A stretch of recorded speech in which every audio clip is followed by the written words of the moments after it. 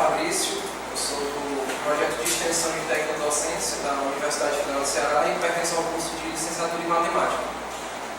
Com base no projeto, eu escolhi uma questão sobre a área de matemática do Enem. A questão é do ano de 2012 e ela diz o seguinte: Vitor deseja revestir uma sala retangular de dimensões 3 metros por 4 metros, usando um tipo de peça de cerâmica. Em uma pesquisa inicial, ele selecionou 5 tipos de peças disponíveis nos seguintes formatos e dimensões. Tipo 1, quadrados com meio metro de lado. Tipo 2, triângulos equiláteros com meio metro de lado. Tipo 3, retângulos com dimensões de meio metro ou 0,6 metros, ambos lados diferentes. Tipo 4, triângulo, retângulo isósceles, cujos catetos medem meio metro. E tipo 5, quadrados com 0,6 metros de lado. Antes de dar continuidade à questão, eu queria voltar a um ponto-chave desse tipo de questão, que é podermos identificar que tipos de figuras estamos tratando. Ele diz o seguinte: Vitor deseja revestir uma sala retangular. Então, a primeira figura geométrica que nós temos é o retângulo. O que seria um retângulo? Se eu for fazer aqui um pequeno esboço, nós temos uma espécie de quadrado, só que seus lados não são obrigatoriamente iguais. Aliás, não podem ser iguais. Então, eu tenho um quadrado com uma área x e uma área y. Tudo bem? Logo em seguida, daremos continuidade a cada fórmula de cada área dessas. A priori, vamos identificar cada um. Eu tenho quadrados com meio metro de lado. Qual seria a diferença entre um retângulo para um quadrado?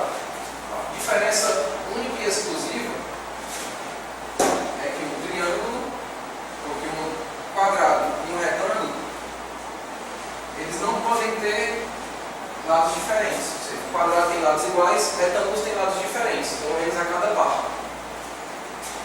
Triângulo, retângulo isósceles. É o famoso triângulo de Pitágoras. Nós temos um triângulo onde eu tenho o cateto A, o cateto B e eu tenho a conhecida hipotenusa. Não obrigatoriamente esses triângulos têm que ter os catetos iguais, mas pela questão de dizer que é um triângulo isósceles, eles obrigatoriamente têm que ser. Por quê? Quando eu digo que eu tenho um triângulo isósceles, eu volto ao conceito de que eu tenho um triângulo com dois lados iguais e um lado diferente.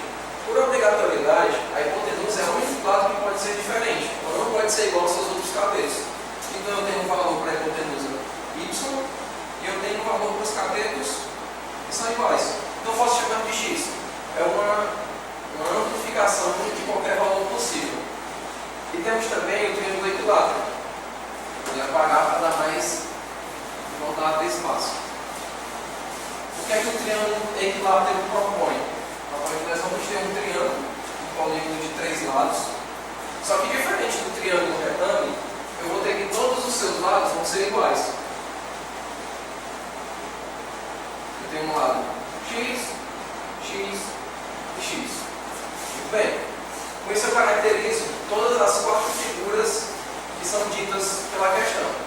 Agora vamos voltar ao conceito de como eu calculo a área de cada questão. Uma vez que ele está me pedindo dimensões. Então eu preciso conhecer as dimensões de cada figura apresentada pela questão. Eu vou para cá. A área do quadrado, como uma vez falamos, o quadrado é um polígono de 4 lados, onde todos os seus lados são iguais. Para calcularmos áreas, temos que calcular a multiplicação entre uma base e uma altura. Considerando que a base e a altura de um quadrado são iguais, temos que a fórmula da sua área é a ao quadrado, ou seja, lado ao quadrado, x ao quadrado, qualquer incógnita que se suceda. A próxima figura que vamos ter é um retângulo.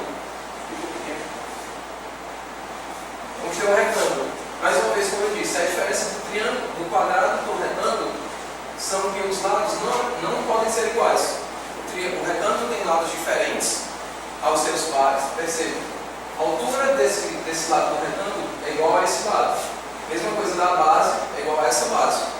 A diferença do quadrado é que o quê? Que essa altura é igual a essa base. E assim vai completando os pares.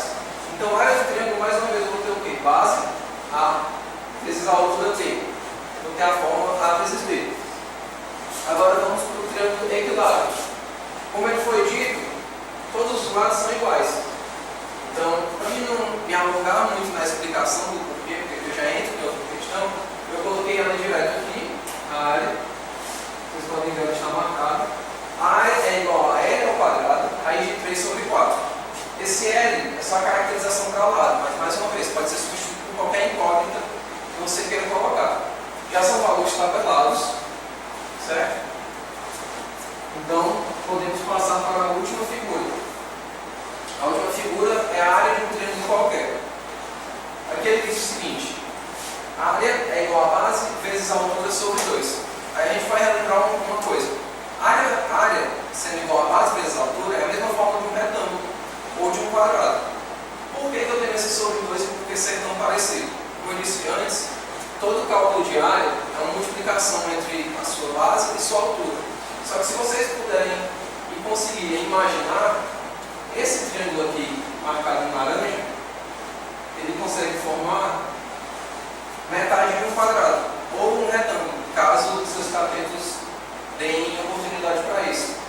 Então, por isso eu tenho sobre 2. Todo triângulo que não seja equilátero, ele é igual a metade de um quadrado. A sua área é igual a metade de um quadrado. Então, por isso a gente explicou as fórmulas de áreas de todos os polígonos e podemos voltar para a leitura da questão. Tendo explicado cada tipo de figura geométrica e cada área associada a ela, podemos continuar lendo do ponto. Analisando a pesquisa, o mestre de obras recomendou que Vitor escolhesse um tipo de piso que possibilitasse a utilização do menor número de peças e não acarretasse sobreposição ou suportes na cerâmica. Que é aquilo que diz. E que dizer que eu tenho que ter uma quantidade de peças de um desses tipos que não me dê infração, ou seja, eu tenho que ter uma quantidade exata, uma quantidade inteira de peças, seja do tipo 1, 2, 3, 4 ou 5. O importante é que eu não tenho fragmentações dessas cerâmicas. E que o próximo ponto é que eu escolha o tipo de cerâmica que eu utilize a menor quantidade de polígonos possíveis. Então eu tenho duas condições para essa questão. A menor quantidade de polígonos, no caso de cerâmicas ou tipos de escolha, e que nenhuma delas me dê um valor fracionado, todos me deem valores inteiros. Uma proposta do projeto é a utilização de tecnologia para docência. Eu escolhi o programa do GeoGebra, que me permite fazer funções lineares e assim eu comparar graficamente e visualmente cada uma delas. Todas as funções já foram feitas, eu vou para explicar cada uma. Porque eu coloquei todas as funções sendo limitadas ao 12. Vocês não possam ver isso aqui, é o número 12. Se voltarmos para o começo da questão, ele diz o seguinte: Vitor tem uma sala retangular de 3 metros por 4 metros. Vou fazer bem aqui a fórmula da área de um retângulo 3 por 4. A fórmula da área é igual a base vezes altura.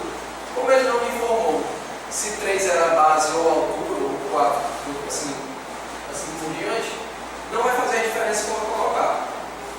Então, a área da sala de Vitor é igual a 3 vezes 4, tudo isso em metros, já que estão na mesma escala, não preciso fazer nenhuma modificação. Então, a área de Vitor tem 12 metros quadrados. Voltando, por que tem metros quadrados? Eu tenho um metro aqui do 3 e um metro do 4. Quando eu fizer a multiplicação, eu tenho que uma área é sempre uma medida de comprimento quadrático.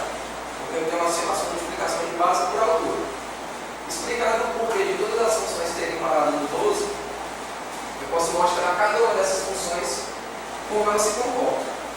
A função de cor vermelha era um quadrado de 0,6 metros de lado. Como é que eu posso atestar isso? Se eu der 2 cliques nessa linha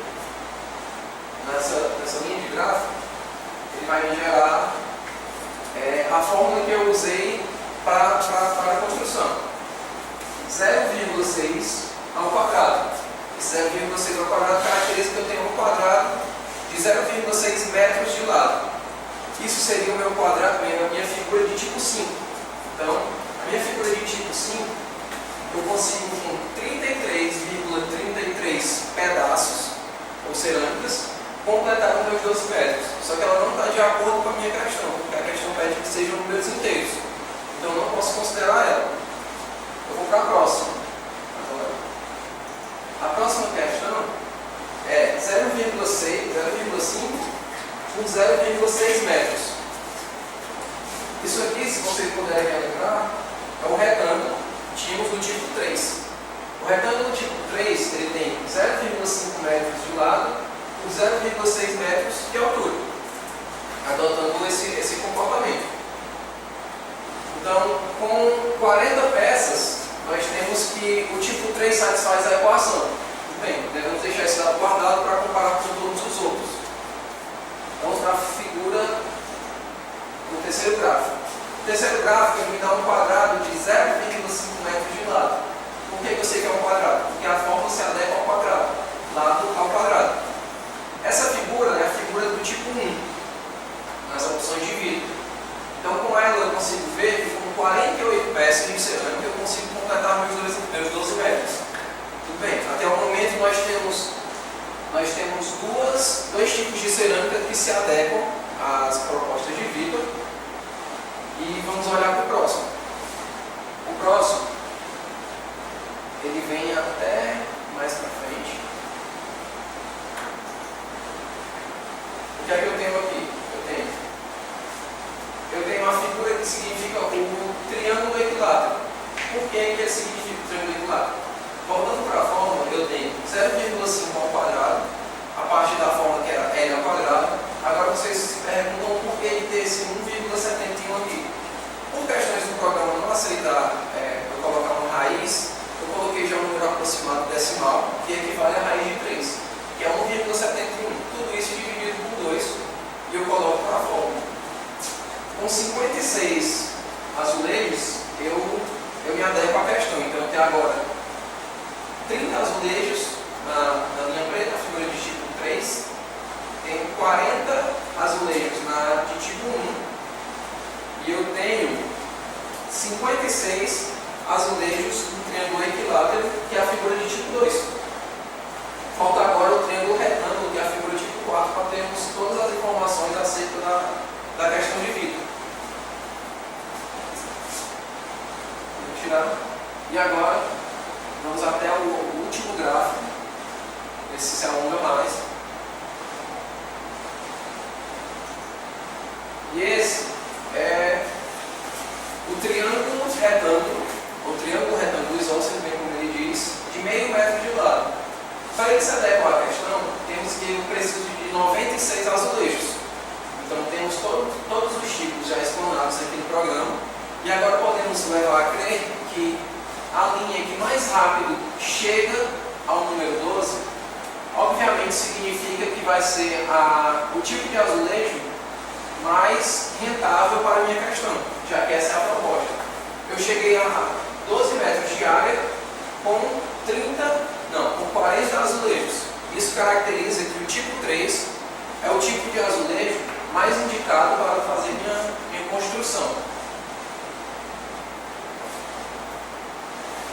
Bem, como chegamos a esse ponto? Se alguém tiver ficado com alguma dúvida ou não ter entendido alguma parte do passo a passo, esse é o momento de se indicar. Ok? Então, já que é isso, pessoal, obrigado pela atenção e tenham uma boa tarde.